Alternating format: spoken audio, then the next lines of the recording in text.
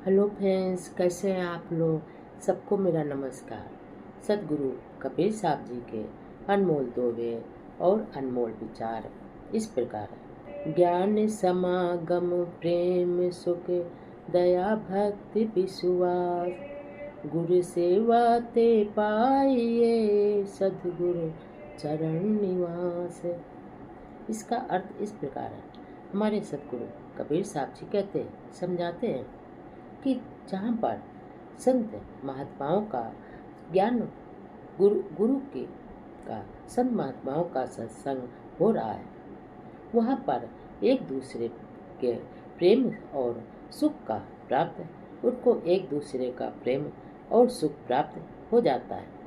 जहाँ पर संत महात्माओं का सत्संग हो रहा है और सत्संग सुनने से वहाँ पर एक दूसरे इंसान को प्रेम का सुख प्राप्त हो जाता है।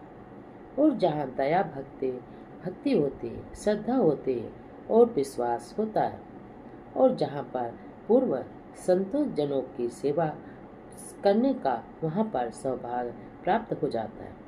जहाँ पर संत गुरु के चरणों की सेवा करने के संत गुरु के चरणों में निवास करने का वहाँ पर सौभाग्य प्राप्त हो जाता है। अंग सदगुरु कबीर साहब जी का एक और अनमोल दोहा इस प्रकार। कबीर सब सुख राम है और ही दुख रसे, सुर नर मुनि अरु असुर पड़े काल की फांसे। इसका अर्थ इस प्रकार है। हमारे सदगुरु कबीर साहब जी कहते हैं, समझाते हैं कि इस संसार में दुखों से अवगत कराते हुए कहते हैं, सतगुरु कबीर साहब जी कहते हैं कि हाँ, एकमात्र परमात्मा राम ही है जो सुख देने वाला दाता है, और उन्हीं के चरणों का ध्यान हमेशा करना चाहिए। ध्यान और भजन पूजन करना चाहिए। करना ही जीवन का उद्देश्य है। और संसार की अन्य वस्तुएं सब बेकार है, वो दुख की खान है। इस पर जरा ध्यान न दे। भगवान के सुर और नर मुनि राजा रंक असुर आदि सभी क्योंकि कर्म फल भोगते रहते हैं, और वे काल के मुंह के फंदे में फंसे रहते हैं। हमेशा जो दुख इस संसार की अन्य वस्तुएं सभी दुख की खान है, और जो जिसमें सुर नर और मुनि राजा रंक फकीर असुर आदि सभी कर्म फल भोगते रहते हैं, और भोगते हुए काल के फंदे में समा जाते हैं। अंग सतगुरु कबीर साहब का एक अनमोल दोहा इस प्रकार। धरती करते एक पग समुद्र करते फाल, हाथों पर्वत तौलते ते भी खाए खाल। इसका अर्थ इस प्रकार है। हमारे सतगुरु कबीर साहब जी कहते हैं, समझाते हैं कि जो भी इस इंसान में अपनी अद्भुत दिव्य शक्ति से एक डग में पृथ्वी और परलोक नापते हैं, लोग नापते हैं, वामन अवतार होते हैं, जो एक ही छलांग में समुद्र लांग गए, वो महाबली हनुमान है।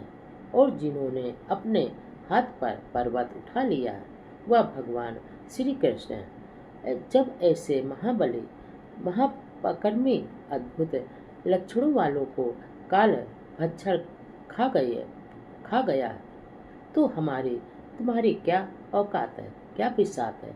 ऐसे जो मानव का जो कुछ भी नहीं है, उससे तुम्हारी क्या औकात है, क्या बिसात है। अन्य सदगुरु कबीर साहब जी का एक अनमोल दोहा इस प्रकार।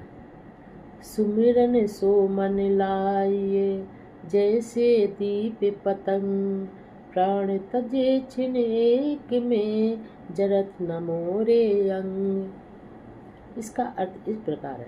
हमारे सदगुरु कबीर साहब जी कहते हैं, समझाते हैं कि जो परमात्मा से इस प्रकार, जैसे परमात्मा से जो कोई भी परमात्मा से इस प्रकार प्रेम करता है, प्रेम करो जैसे प्रेम में दीपक से पतंगा करता है, जैसे दीपक से पतंगा करता है, उसी तरह इंसान को भी परमात्मा से प्यार करना चाहिए, प्रेम करना चाहिए, और वह क्षण भर में दीपक की लौ में गिरकर अपने प्राण को त्याग देता है, परंतु उससे अलग नहीं होता है, क्योंकि वो दीपक से बहुत प्रेम करता है, परंतु चलने से ही नहीं डरता, परंतु वो चलने से भी एक पल के लिए नहीं डरता।